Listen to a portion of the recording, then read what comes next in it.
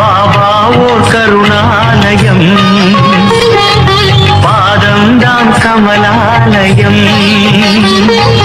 பாபா ஓர் கருணாலயம், பாதம்தான் கமலாலயம். சாயப்பா உறவுகள் அனைவருக்கும் வணக்கம். சாயப்பா மேல் நம்பிக்கை வைத்து அவரை நினைத்துக் கொண்டிருக்கும் உங்கள் அனைவரின் வேண்டுதலையும் சாயப்பா நிறைவேற்றுவார். நல்லதையே நினைப்போம், நல்லதே நடக்கும் என்றும் சாயப்பாவின் அருள் உங்களுக்கு இருக்கும். நம் மனதிற்கு இதமான சாயப்பாவின் இன்றைய அருள்மொழியை கேட்போமா? அன்பு குழந்தையே, ஏன் உனக்கு யாரும் இல்லை என்று புலம்புகிறாய்?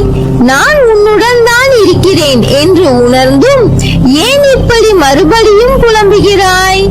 இவ்வுலகில் யாரும் உனக்கு இல்லை என்றாலும் என் துணை உனக்கு எப்பொழுதும் இருக்கும். முந்தைய ஜென்மத்தின் வாழ்க்கை உனக்கு ஞாபகம் இருக்காது. ஆனால் உன் கடவுளான சாயப்பாவான எனக்கு தெரியும். நம் உறவு ஜென்மம் ஜென்மமாக தொடர்கிறது. இந்த ஜென்மத்தில் உன் ஆன்மாவானது என் பாதத்தில் சரணடையும். அதனால் தான் இவ்வளவு கஷ்டம், கண்ணீர்.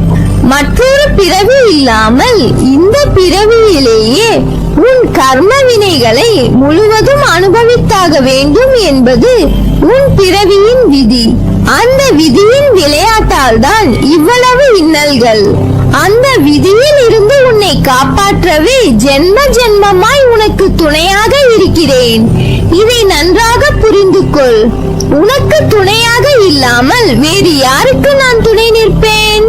இன்று நீ சந்தித்த அவமானங்கள் என்பது நீ அதை புரிந்து கொண்ட பக்குவத்தில்தான் உன் பாதை செம்மையாகுமா என்பதை நீ அறிய முடியும். இன்று நடந்த அவமானத்தை மட்டுமே நினைத்து வருந்திக் கொண்டிருந்தால் உன் வாழ்க்கையில் நிம்மதியற்ற நிலையை மட்டுமே நீ சந்திப்பாய். மாறாக அதை உன் மனதில் நிறுத்தி நீ சாதிக்க வேண்டும். நீ பட்ட அவமானத்தை உனது லட்சியத்துக்கு உந்து சக்தியாக பயன்படுத்து. உன் சுயமரியாதையை இழக்காமல் உன் முழு உழைப்பை போடு. மற்றதை நீ யோசிக்காதே, அதை நான் பார்த்துக் கொள்கிறேன். நீ தேர்ந்தெடுக்கும் வழி என்பது வெற்றி, நேர்மை, நிம்மதி, சந்தோஷம், மனநிறைவு நிறைந்ததாய் இருக்க வேண்டும். அவை அனைத்தும் இருந்தால்தான் அது நிறைவான வாழ்க்கை. உன்னை கைப்பிடித்து நடக்க அம்மாவாக அப்பாவாக நான் உன்னுடன் எப்போதும் இருப்பேன். என்னுடைய ஆசீர்வாதங்கள் உனக்கு எப்போதும் உண்டு. அதுவும் முழுவதுமாக ஆசீர்வதிக்கப்படுவாய். அன்றைக்கு உனது கண்கள் கலங்கும். அப்பா, நான் வேண்டியதெல்லாம் தந்து விட்டீர்களே என்ற ஆனந்தத்தில். உன்னை பற்றி தெரிந்து கொள்ள கேள்விகளுக்கு பதில் தேடி அலைந்து கொண்டிருக்கிறாய். உன்னோடு நான் இருப்பதை மறந்து விட்டாய். நான் இருக்கிறேன் உனக்கான பதிலை நான் கூறுவதற்கு. காலத்தின் கட்டாயம் நான் உனது தந்தையாக, நல்ல குருவாக உனக்கு கிடைத்தது. அது ஒரு அதிசயம். அதுபோல நீ எனது குழந்தையாக, நல்ல பக்தனாக கிடைத்தது நான் செய்த பாக்கியம். அழகான பாதங்களை கொண்டு என்னிடம் வந்திருக்கிறாய். அப்பா, நான் இப்போது வளர்ந்து விட்டேன். நான் இன்னும் சிறு பிள்ளை இல்லை. எனது பாதங்களை தாங்கள் எதற்காக நகர்த்த வேண்டும்? நான் தனியாக போக கூடாதா என்று தானே நினைக்கிறாய்? இத்தருணத்தில் உன் மனதில் என்னென்ன ஆசைகள் தோன்றின? சற்று நினைத்துப் பார். எனக்கு நீ எப்போதும் சிறு பிள்ளைதான். உனது அத்தனை தேவைகளையும் பூர்த்தி செய்பவன் நான் தான். விதைத்தவுடன் அறுவடைக்கு செல்வது எப்படி மடத்தனமோ அப்படிதான் வேண்டியது உடனடியாக பலிக்க வேண்டும் என நினைப்பது. உனது வேண்டுதல் கேட்கப்பட்டு அதற்கான வழிகள் உருவாகி கொண்டிருக்கின்றன. ஏற்ற காலத்தில் எல்லாமே சுலபமாக சுகமாக முடியும் என என்னிடம் வேண்டிய உடனே தெரிந்து கொள்ள வேண்டும். நடப்பவை அனைத்திற்கும் சாய்தான் கர்த்தா என்பதை புரிந்து கொண்டு என்னிடம் அனைத்தையும் ஒப்படைத்தால் நான் பார்த்துக் கொள்வேன். இப்படி செய்து உன்னை முழுதும் என்னிடம் ஒப்படைத்து சரணாகதி செய்யும் போது நான் நிரந்தரமாக உன்னிடம் தங்கி உன் பிள்ளைகளை வளர்த்து உன் பிரச்சனைகளை போக்கி உன் மனக்கவலையை தீர்த்து அனைத்தையும் மாற்றி இந்த உலகத்தில் உன்னை நிம்மதியாகவும் உன் சந்ததியை வளமாகவும் வைப்பேன். என்னிடம் வரும் பக்தர்களுக்கு உடனடியாக நான் வாரி வழங்கி விடுவதாக சொல்கிறார்கள். அது உண்மை அல்ல. யாருக்கு நான் அனுகிரகம் செய்ய விரும்புகிறேனோ அவர்களை முற்றிலும் பரிசுத்தப்படுத்தி அவர்களிடமிருந்து தேவையில்லாதவற்றை பறித்துக் கொள்கிறேன். அது பணமாக இருந்தாலும் சரி, பாவமாக இருந்தாலும் சரி, அல்லது புண்ணியமாக இருந்தாலும் சரி, உனக்கான எல்லாமும் உனக்கு வரும்.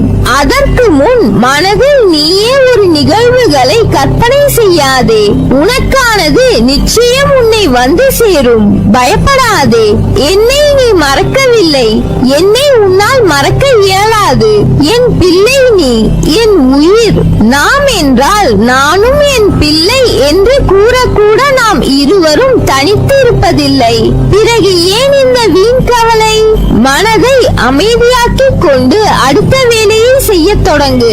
உழைத்து செயல்படு. உழைப்பிற்கான வெகுமதியை பற்றி நீ சிந்திக்காதே. அது என் பொறுப்பு. ஒன்றை நினைவில் கொள், நீ செய்யும் வேலையை உனக்கு தருபவன் நானே. அதனால் நீ நிச்சயம் வெற்றியை சூடிக்கொள்வாய். புதிய வாழ்க்கைக்கு என் அன்பளிப்பும் என் பாசமும் என் அருளும் என் அன்பும் என் பிள்ளையான உனக்கே தருகிறேன். என் முழு மனதில் இடம் பிடித்து என் அருளும் ஆசையும் உனக்கு உண்டு. உன்னை புண்படுத்தி வருத்தமடைய செய்தவர்களை நான் பார்த்துக் கொள்கிறேன். என்னிடம் விட்டுவிடு. நானே சர்வாதிகாரி என்று சொல்லிய பிறகு என்னை முழுவதுமாக ஏற்றுக்கொள். உனது வார்த்தைகளுக்காக அப்பா காத்து கொண்டிருக்கிறேன். இனி உனக்கான அனைத்துமே நான் செய்வேன். உன் அம்மாவாக அப்பாவாக உன்னை கண்ணுக்குள் வைத்து காப்பேன். ஒவ்வொரு நாளும் உன் மனதில் எழும் ஒரு அழகான ரூபமாய் உனக்கு காட்சி கொடுப்பேன். தினந்தோறும் என்னை நீ கவனிப்பதற்கு முன்பு நான் உன்னை முழுவதுமாக புரிந்து கொண்டு தினமும் வழி நடத்துவேன்.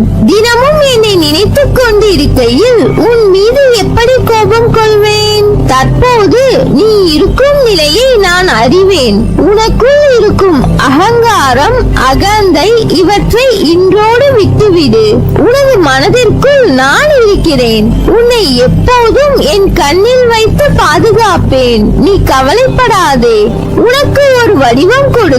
அதில் வரும் வெளிச்சத்தின் ஒளியை போல் நீ பிரகாசமாக இருப்பதற்கு உன்னை வழிநடத்தி அழைத்துச் செல்வேன். எப்போது நீ என்னை அழைத்தாலும் நான் வருவேன். எல்லாம் சரியாகிவிடும். எதற்கும் அஞ்சாதே. அப்பா இருக்கிறேன். கவலைப்படாமல் இரு. உன்னில் நிச்சயம் வெற்றி என்ற தீபத்தை நான் ஏற்றுவேன். நீ உன்னில் பார்க்கும் அனைத்துமாய் நான் இருப்பேன். உன்னுடன் நான் இருக்கிறேன். கலங்காதே. என்றும் எதற்காகவும் நல்லதே நடக்கும். நீ எனது பரிபூர்ண அருளும் ஆசீர்வாதமும் அன்பும் பெற்ற என் செல்ல பிள்ளை.